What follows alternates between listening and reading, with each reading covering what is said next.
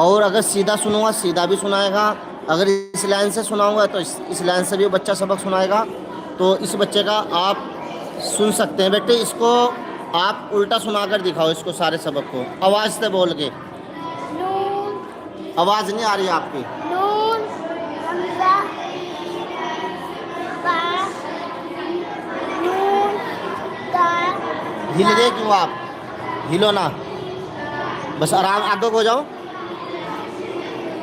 تا لام لام واو قاف حمزہ قاف اس کو حمزہ کے ساتھ الف پڑھو. حمزہ میم حمزہ الف میم قاف صاد عین قاف میم. اب دیکھ اس بچے نے سنائی ہے, پوری لائن سنا دی آپ نے, سنی ہے. اب اس کو یہ تقریباً وہ تھوڑا ویسے الفاظ آگے سنیں. اس کو بچے اس طرح سن کر دکھاؤ, اس کو تا میم تا میم تا میم, اس طرح الٹا سن کر سارا الٹا پڑھو اس کو.